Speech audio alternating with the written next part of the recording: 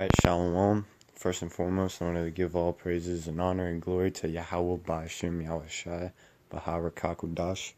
Alright, Yahweh being the Heavenly Father's name, Ba'ashem, which means through the name, Yahushai being the one who the world ignorantly calls Jesus Christ, and Rakakudash meaning Spirit Holy. Alright, I came across this tweet on Twitter, and, through my perception of this video, I see more confusion of faces, like waking up and seeing that they're not like Edomites, alright? Because this is a tweet from Pat McAfee, and I couldn't find it on YouTube, so you probably won't find it on YouTube, but Pat McAfee, a little background on him. He was like a All-American kicker in high school, All-American kicker in college, and he went to the Pro Bowl a few times in the NFL. And his last name is McAfee, which sounds very Irish, so he's most likely a Benjaminite, from the tribe of Benjamin. But he Israelite, just like Conor McGregor. Alright, you get those last names with Mick or O. A lot of that shit is Northern Ireland, alright? Northern Ireland is most likely Jake. Southern Ireland is, you might, that's where Edomites get mixed into it. I mean, there's a mixing all over. But I'm gonna play this. I'm just gonna play this and go through the spirit after it. I would like people to know out there that there is a particular breed of white humans that other white humans won't fuck with either. Okay? Like this lady that was yelling about this 8-year-old selling water without a permit. Yeah, and illegally selling water without a permit? Yeah. On my property. I saw a lot of my African American friends tweeting like, white people do this, white people do that. That's a breed of white people that a lot of white people don't want to mess with either. I do not want to get thrown into the same white Caucasian boat as that piece of shit woman. I just would like that. Are you talking about Permit Patty? Yeah, Permit Patty. Yeah. And I don't like that my name's even almost there.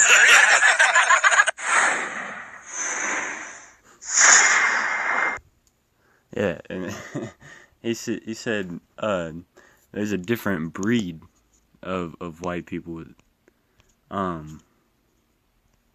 He didn't acknowledge that they're the same race. All right, he said that they're a different breed of white people. He said, I don't want to be in the same Caucasian group as that bitch that called the police on a 8-year-old, a black 8-year-old. Like, he was like, yeah, that's fucked up. Like she ain't really doing anything. Because that's how Esau is, it just has that born hatred for Jacob. All right. But I'm gonna get that in Genesis. All right. Slakia. Genesis 25 and 23. Alright, and it reads, And the Lord said unto her, 2 nations are in thy womb, and 2... Well, I'll start up a bit. Slakia. I'll start at 21. And Isaac entreated the Lord for his wife, because she was barren, and the Lord was entreated of him. And Rebekah, his wife, conceived. Alright, so Rebekah was pregnant. And the children struggled together within her, and she said, If it be so, why am I thus? And she went to inquire of the Lord. Alright, and the Lord said unto her, 2 nations are in thy womb, and 2 manner of people shall be separated from thy bowels. Alright, so you got, Rebekah conceived of 2 children, and they're fighting in the womb, just right off the bat. All right, they couldn't stand being in the same womb. All right, 2 manner of people shall be separated from thy bowels. All right, so you got 2 manner of people, 2 complete polar opposites. And the one people shall be stronger than the other people, and the elder shall serve the younger. Alright? And, you read on. I'll keep reading. And when her days to be delivered were fulfilled, behold, there was twins in her womb. Alright? And the first came out red all over like an hairy garment, and they called his name Esau. Alright, so that's the older. Alright? That's Esau. And after that came his brother out, and his hand took hold on Esau's heel, and his name was called Jacob. And Isaac was 80 years old when she bare them. And the boys grew, and Esau was a cunning hunter and a man of the field. And Jacob was a plain man dwelling in tents. Alright, so that just goes to show how different Jacob and Esau were. They're constantly fighting. And Esau was more of like a beast-like hunter in the field. And Jacob was just like chilling inside tents or whatever. Like setting up a little hammock in between two trees.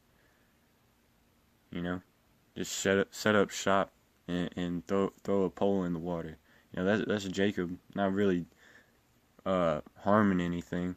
Just a little catch and release, or he might catch something, go home and cook it that day. All right, and that's what a lot of the Irish did when they came over.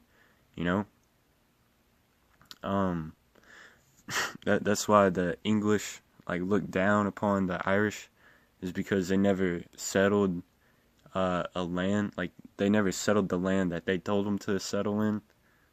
They're kind of rebellious against them, and they never built up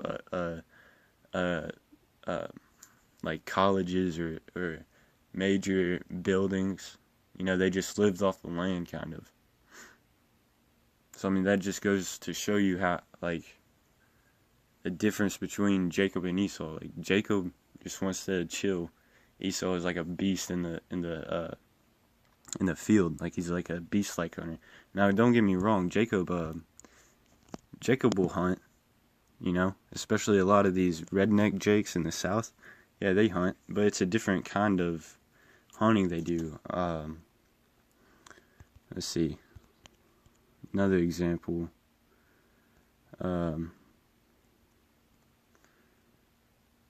This is a confusion of face, talking about how he went hunting. Alright? And you'll see, what his take on hunting is. Compared to what you see, the Edomite hunters, they'll go and, kill random beasts and stuff. But check this out. You walk out in the woods and the sun hasn't come up yet, and you just sit in a spot, and your preparation has told you that this is the right spot, and the sun comes up, and you are in camouflage. Nothing knows you're there. Nothing can smell you. The wind's in your face. You're a voyeur to the world waking up, and the wilderness waking up around you in a way that no one gets to see it when they drive their car down the road because they've disturbed it. You've snuck in, and you're just opening up a window to what if a tree fell in the woods and didn't make a sound, you'd be there to witness it, because nobody's there. You're not even there. And then, the sun comes up, the last stars in the sky go away, and the whole world comes alive. And most of the time you don't get anything, and it's not about the kill, it's just about the journey of being there and the work. I sense that it was more than bloodlust. That's why I appreciate you sharing this much, because I've never heard it articulated like that, and that's pretty fucking spectacular, if not romantic, in terms of a singular mission and adventure. Yeah, and then thanks. And then there's the inevitable remorse that you feel. I'm not cold-blooded. I don't just kill it and then just not think about it. You go there and you see this animal, this creature that is 5 years old. For 5 years it's been walking around these woods, and you never saw it until today, and then you decided to kill it. And so there's a remorse there. You're like, oh my God, what have I done? And you feel that. but it's combined with all these other. Yeah, you couldn't boil it down to one emotion. So there is that feeling of that, and then it's gives way almost immediately to just like this grace, this like thankfulness for it, and then you go to work, and then that's when the work starts. You got 600, 700 pounds of meat laying on the forest floor, and it needs to turn into little bags of meat in your freezer, and that's a lot of work there, and then you just lose yourself in that work.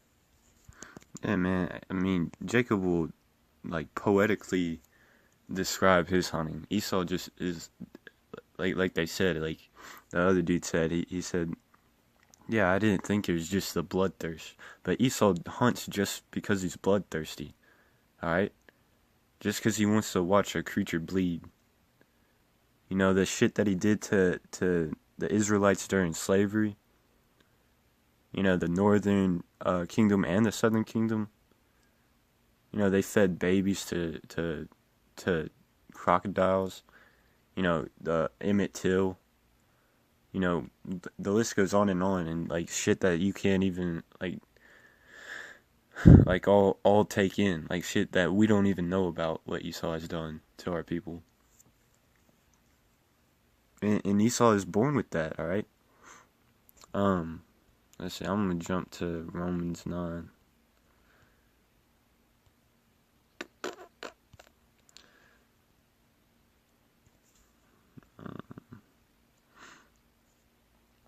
Alright, this is talking about the story of Jacob and Esau.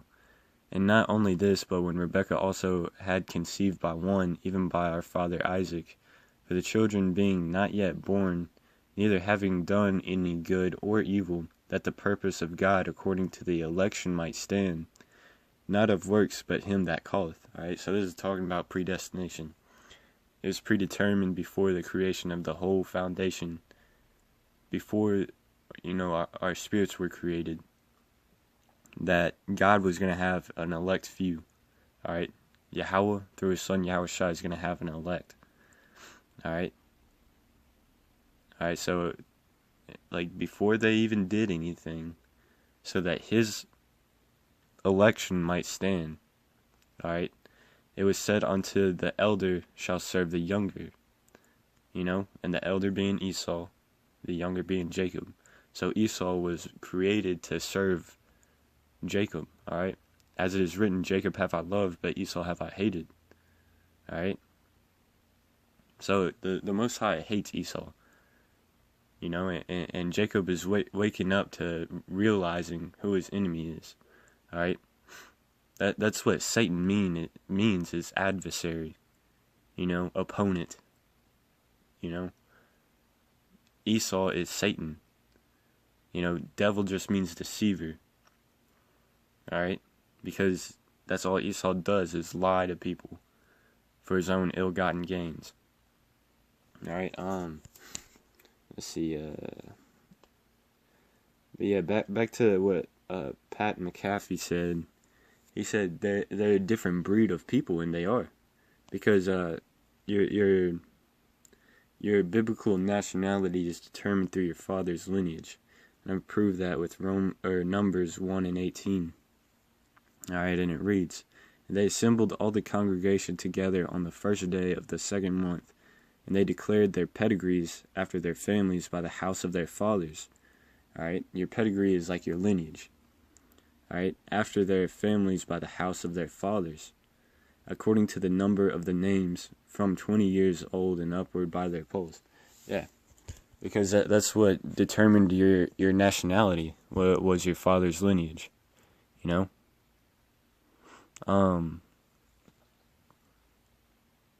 But Esau, those fake gutter rat Jews over there in Israel, those devils, Satanists, Illuminati, Freemasons, global elitists, whatever you want to call them, they're Edomites, Amalekites, alright? They push that notion that, to be a Jew, it's through your mother's lineage, maternity line, which is off. Because the father carries the seed, alright? If that's where the word sperm comes from. It means seed. You know, you take an apple seed, you can plant it anywhere in the world, it's going to grow an apple tree. Same thing with seeds of men. You take an Israelite seed, you put it in any woman around the world, it's going to grow an Israelite man. You know, it might look a little different, but guess what? That's an Israelite. Alright? Let's see, alright,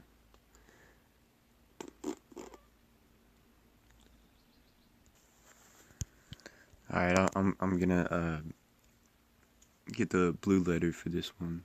I'm gonna go to the classic confusion of faith scripture. I'm going to the blue letter to make a quick point. Let's see. Okay, it kind of cut me short, so I'm gonna start over. Daniel 9:7. O Lord, righteousness belongeth unto thee, but unto us confusion of faces. As at this day the men of Judah, and to the inhabitants of Jerusalem, and unto all Israel, that are near and that are far off, through all the countries whither thou hast driven them, because that's part of the curses of Deuteronomy 28, the 28th chapter. Because of their trespass, you know, the curses came upon us because we trespassed against the commandments of the Most High, that they have trespassed against thee, you know. So, I mean, you know, if you read the second part to the contract in Deuteronomy, the 28th chapter, it lists a whole bunch of curses that will come upon all of Israel, and one of those is being scattered throughout the whole world. Now, when you're scattered throughout the whole world, guess what you're going to do? You know, you're going to have sex with the women around you, alright? So that you can leave your lineage, carry on your family, so you can reproduce. Alright? So, with that being said, you know, you're gonna deal with women that don't necessarily look like you, look like they're from the same nation. Alright? O Lord, to us belongeth confusion of face, to our kings, to our princes, and to our fathers, because we have sinned against thee. Alright? Now, confusion of face, I'm gonna get that word. Confusion of face. Alright? Shameful thing. Alright?